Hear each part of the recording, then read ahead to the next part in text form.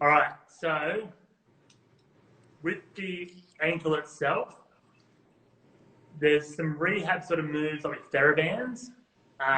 So if are you coming back from an ankle injury, then these can be good, but like not all the time, but every now and then, just getting a TheraBand and taking your ankle through different ranges of motion with a band, like resisting it, like isn't a bad thing. Sometimes just getting back to some simple things, just like a simple session, making sure those muscles are strong, like isolating some of these muscles around the ankle can be really important as well. So with I didn't bring my band in, right? Let's use this one. So with a TheraBand, normally I'd use like a longer band, one that I can hold like around my foot and then hold the other end with my hand. Like with a longer band. Would be better, but I didn't bring it, so it's in the other room.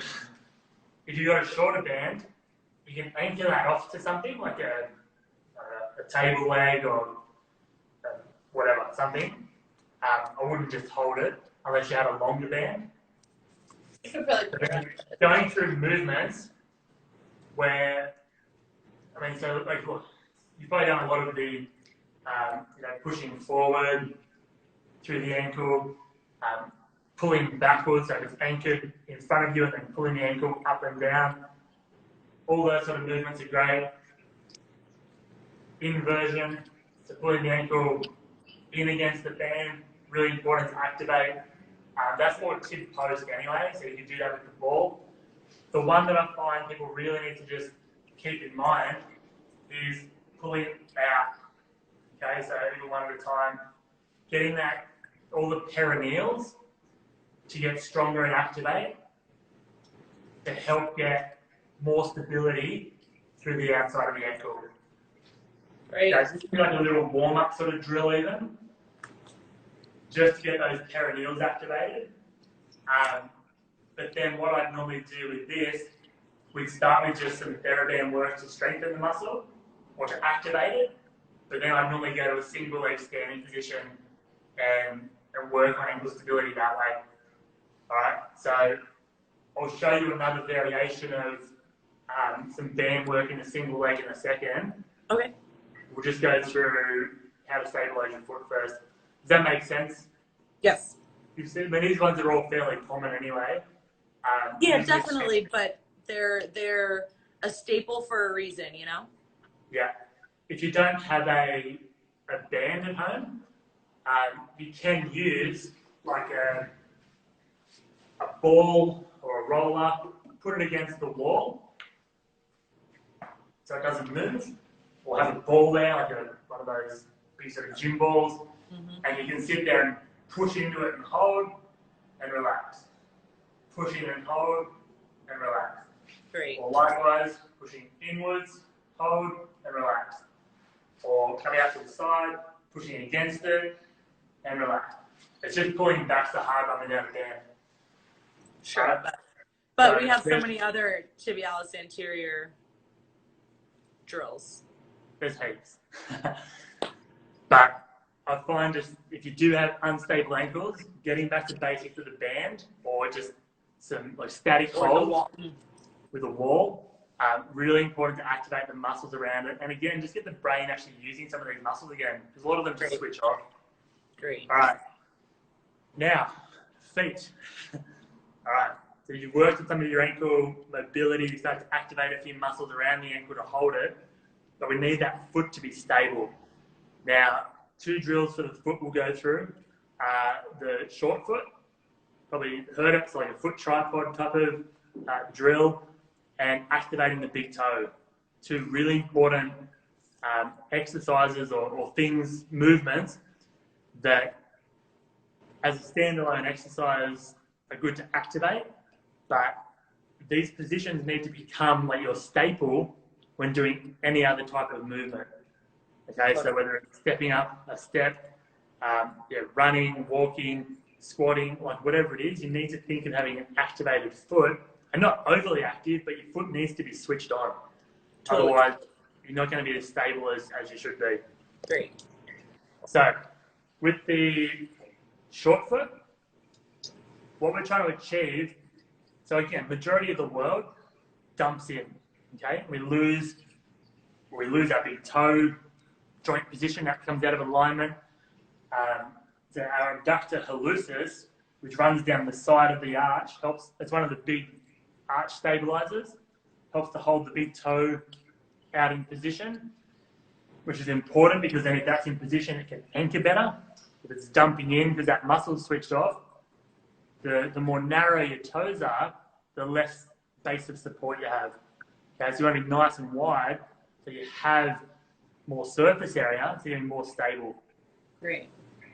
So what you want to do, I like to start off by bringing my foot in about 45 degrees, anchor the big toe and just twist it out, just so I kind of, or you can use your fingers, pull that big toe into a straighter position. Then it, unless it's already straight, that's fine.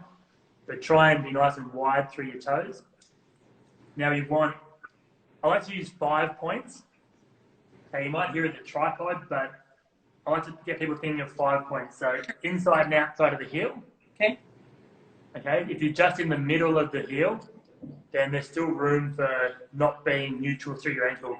So you want the inside and the outside to be even pressure, so your ankle's nice and neutral. Under the little toe joint and big toe joint, even pressure as well. So you're anchored and stable through your whole foot. And then under the big toe. So you're just anchored down through there. You shouldn't be able to lift it easily. Okay? So not as much pressure through the big toe, but it should be on and still another point of contact. Now what we're trying to do, we're almost pivoting the foot up and lifting the arch. So we're applying torque. We're not just lifting it straight up, we're kind of almost twisting it out gently, which is going to get that tib post firing, abductor hallucis, and even the flexor hallucis longus with the big toes anchored, which are all the stabilizers of the medial ankle and arch. Okay?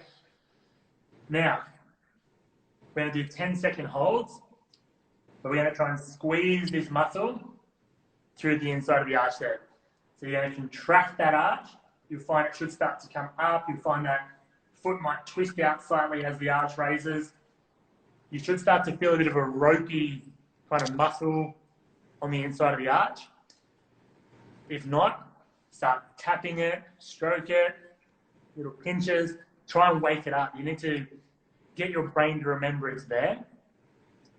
If for whatever reason you really struggle to get that to activate, then I'll quite often get people to just come out at about 45 degrees, anchor the big toe, and just drag the foot in a couple of times, which tends to help just get that to wake up a little bit, and then go back to trying to contract the arch in that nice neutral position.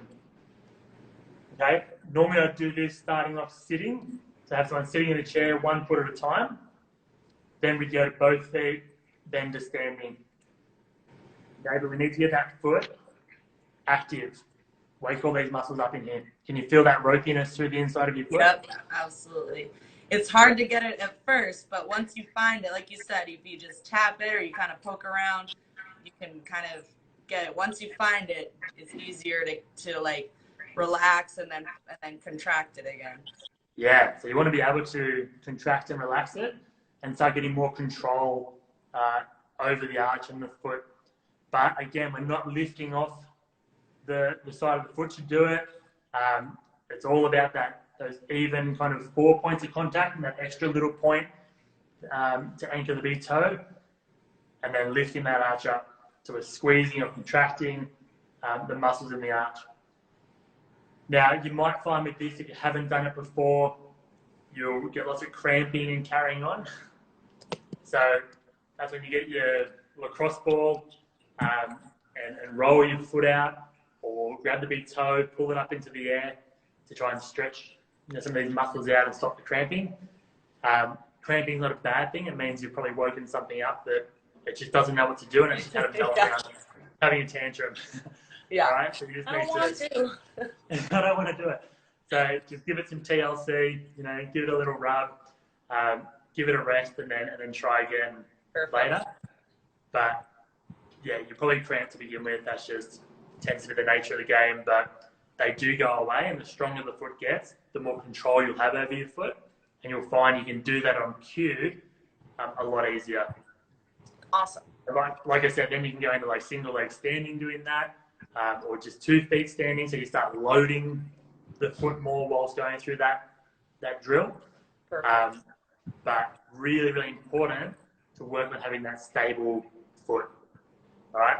And like I said at the start, we do tend to see a lot of people working on getting out of that pronated position. That's one of them. But just be mindful that you're not coming out too far and then putting yourself constantly into a position where you're in sort of an ankle sprain position. Right. Yeah, well, where you're losing that big toe contact. If you're losing the big toe, but some people just want to go too far, and that's why I find having one point of contact here, even if you're really mobile through the middle of your foot, you could anchor that big toe and have still 2 points of contact here. I feel what you're saying, and you can still lose the inside of your heel. You can come like really far out. Definitely. You're still at that one point there, and everything else looks right. The muscles engaged, but you're constantly getting really ramped up through the calcaneus. Right. So if you have those 2 points through the heel, you're less likely to come up off the inside of the heel. You'll stay fairly neutral through here, which is where we want to be. Beautiful. Okay? Love it. You can train extreme ranges in and out, but as far as getting a stable foot, we want neutral. We don't want the heel coming off too far either way. We want those 2 points of contact. Easy? Easy. Going good? Going great. Love it. All right. So then when we're doing short foot, I find it just makes sense to then work on the big toe. Sure. Okay? Now, you can do it with bands and things. I just find using your hands just makes sense. It's easy. You don't have to do it lots of times. It's just to wake up that big toe. So I like to bring the toe up as high as you can by yourself. So just pull the big toe up towards the roof. Then use your hand to pull it up a little bit further if it'll go. And now using resistance from your finger, and try and guide it in a straight position, which is what the finger works on. You want to drive down through that big toe until it comes to the ground, and just use resistance of your finger, and then repeat. So coming up, pull a little bit further, try and get the other toes down, and then driving down through that big toe, and relax. So just waking up that big toe muscle to get some more power through it. Then, like I said, you can use a band. So if I'm standing, doing single leg work, and I want that big toe to really be active, I'd use a band around my toe. You're holding the band, and either doing that same movement where I'm like strengthening the flexor hallucis longus, or I just anchor down through that big toe, hold the band so I have constant resistance through the big toe, and then do some single leg balancing or some other sort of like wide balance sort of movements or bar excursion type movements with that big toe anchored really firmly, because it has to, because the band's pulling it up. Right, so it just gives me constant feedback to keep that big toe anchored. Do you notice any difference, or is there any difference between doing, so like you talked about doing other movements like a Y balance reach or maybe a reverse lunge, like something like that? Is there any difference in your opinion between doing it like, let me show you, with a band like this and doing your movement? Yeah, but what you want to do, if you're trying to get the big toe engaged, so go back to what you're doing, but just put the band under the big toe. So if you're anchoring instead of under metatarsal head, put it under the big toe? You can do both, but okay. If you anchor it through the whole foot, so it looked like from what I could see then, you had the band almost across multiple metatarsal heads. It was under the first here. Oh, okay, cool. So under the first metatarsal head, but I don't have, like, it stops right here. So your suggestion, I should move it more like that. No, that's fine. Just, from what I could see, it just looked like it was going further across. Oh, okay, okay. I just couldn't see probably there's a bit of glare in here, but yeah, well, here also that doesn't help. But just be mindful that if, for those of you playing at home, if the band is crossing multiple like metatarsal heads, then you can still cheat a bit by not being cheating. And using the other, just the weight of your foot to hold the band. So you want to make sure it is under the like first metatarsal head.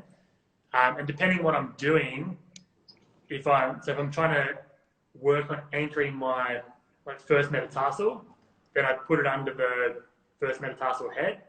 But if I'm trying to work on strengthening my big toe for propulsion, I put it up like under the actual. Okay. So you can do both.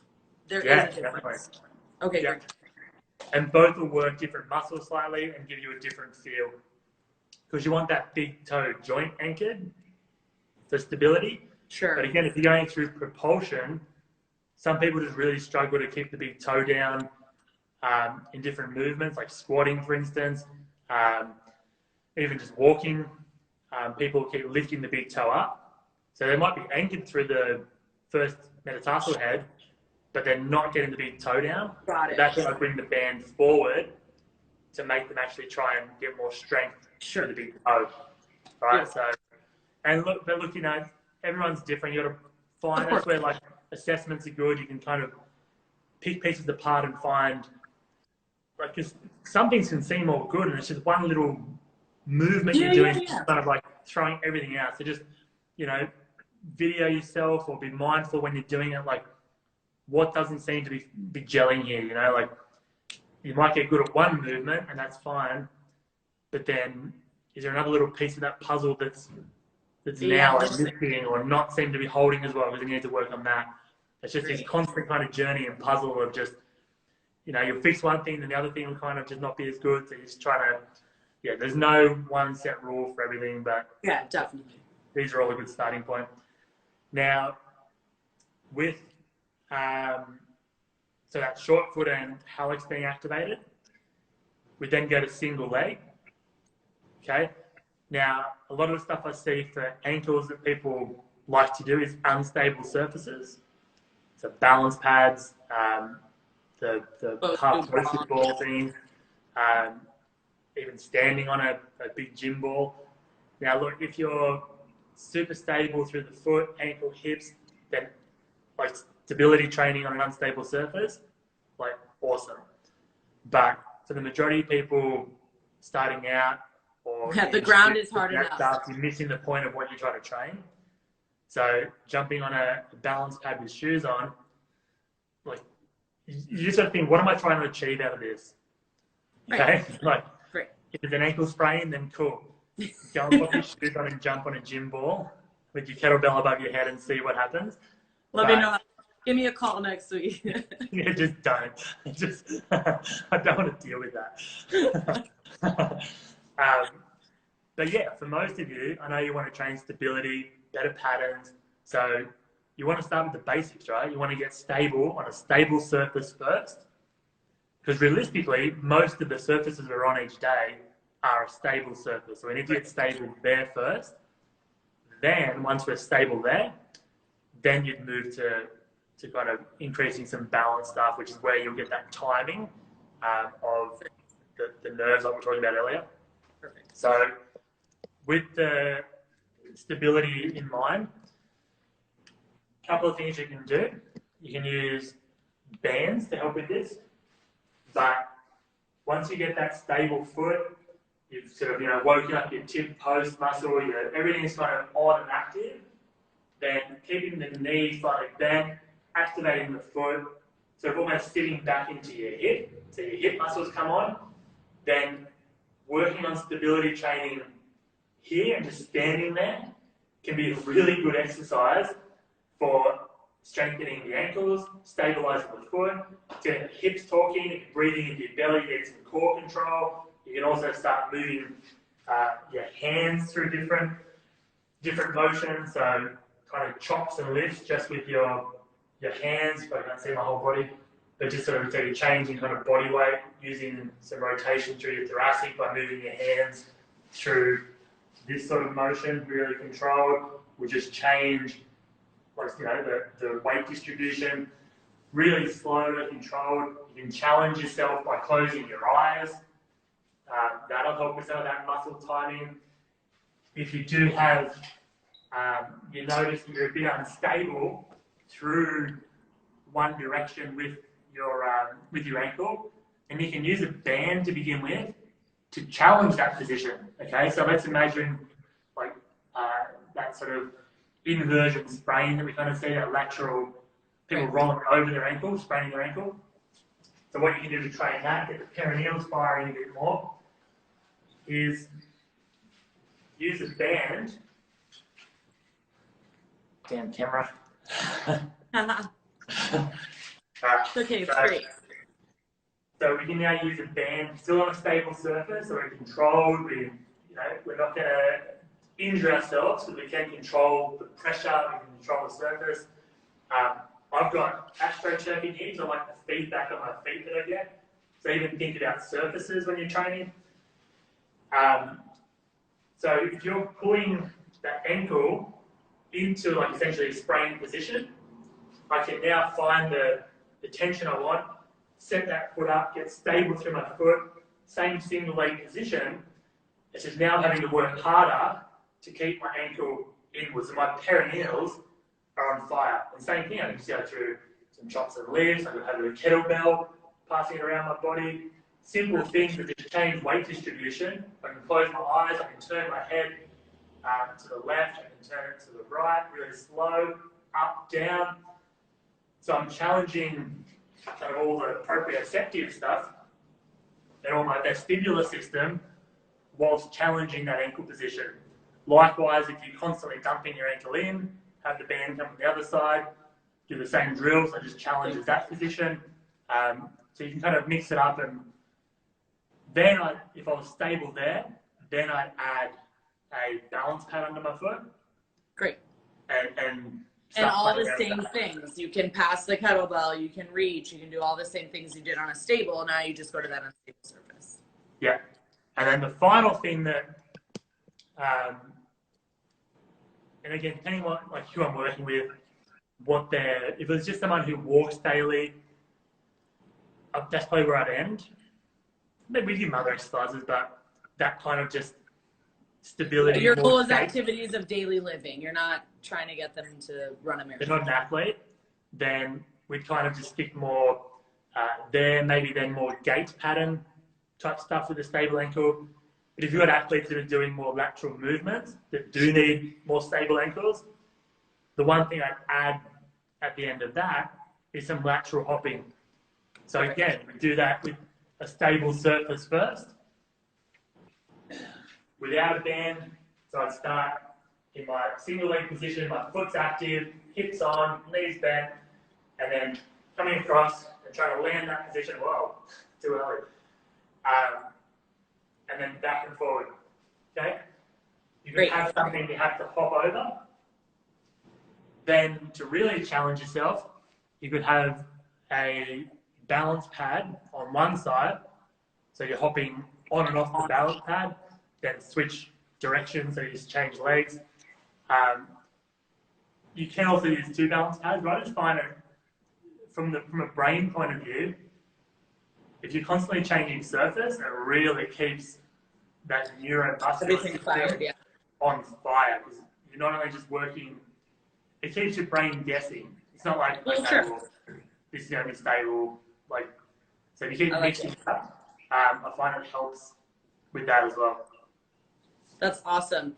Listen, I think you're giving people a sneak peek into my workout tomorrow. Have I just set your workout? No, I think I stole your workout is what happened there. Yeah, I saw that document you sent through earlier. I was like, oh, sweet, thank goodness. I know what to talk about now. Yeah, I don't want to talk about that. Yeah. No, this is fantastic. This is exactly the information I was hoping for everybody to be able to hear. Somebody other than me, obviously. So, I mean, this has been fantastic. Is there any other tips you have? Any other key points you want to add in there? Yeah, so look, mean, I talk a lot about barefoot, like training and being barefoot. I'm a barefoot podiatrist, so it kind of makes sense that that's everything's barefoot. Yeah. But like I see a lot of people try and go from their shoe life to then just like, oh, I want to go barefoot. That's great. It makes sense. It's not about being barefoot. Like it is, but it's about being stable first, having strong feet, mobile feet and ankles, strong hips. But all these parts need to work together. Totally. Okay, like with all this isolation at the moment, I've had a lot of people actually messaging me, you know, excited but also kind of damaged because they've been at home. They've now found me because they've been Googling stuff, but they've realised they've gone from their normal gym workouts to staying at home and trying to do the same sort of things but without shoes because they're at home. Not because they meant to. It's just had one lady I'm working with who just kind of realised we put the pieces together the other day. We've been working together, working with this pain she's got, and the one thing that's kind of flared everything up was she was doing the same sort of training at a gym before with orthotics and the shoes. Now she's trying to do the same thing at home. She just didn't even think. Didn't put the shoes. She just said, I'm at home. What do I need to put shoes on? Yeah, but just wasn't ready for it. But now she's really excited because she's understanding that she's not that functional without shoes. So now she's working with me to try and rebuild some strength and stability because she realised there's a dysfunction there. She wasn't as functional as she thought she was. So be slow with this stuff. It's still really important to get your shoes off and train. That will get more and more over time as you get stronger and more stable. If you want to go down more of that barefoot lifestyle, like barefoot shoes, and then great, but do it slowly. Make sure you're functional first, because that's the key. All right? Yeah, definitely. I mean, so I think like a consolidated way to put that is definitely do your training barefoot. Work slowly on, creating all the strength within those intrinsic muscles, in the foot, in the ankle, getting your correct alignment within the foot. So doing all that barefoot, but then understanding that to go back into your activities of daily living, it doesn't just become one day you take your shoes off and everything is normal. You actually have to work into that, definitely. Yeah. But then look, even if you're not, and look, there's different sports too where you have to wear shoes. So if you're in sports where you have to wear a certain shoe, it might be bigger and chunkier than we'd kind of like, then that's fine. You can still do your warm-up barefoot, wake everything up, so then during the game or the run or whatever it is that's your sport, if you've woken everything up, you've given your brain that sort of... Yeah, you get it all fired up, then it's ready to work inside of that shoe. It's not relying on that shoe. That's right, which is what you want, right? You don't want to rely on stuff. You want to be using your body. And then the one last thing I'd add is don't stop at the foot and ankle. Yes. Keep going up. You need to look at the hips are really important. Core, breathing patterns. A lot of the people I work with, we're working on breathing patterns to help stabilize that midsection, which has a huge impact on gait. It's all connected. So think about patterns rather than parts. Yeah. We still need to look at parts. If something's weak or injured, we need to dissect it a bit. But at the end of the day, all those parts need to work together. So that's where all these kind of big pattern sort of drills, they're quicker, they're easier, they work a whole lot more stuff at once, including your brain. That's the stuff you need to be training and working on. Great.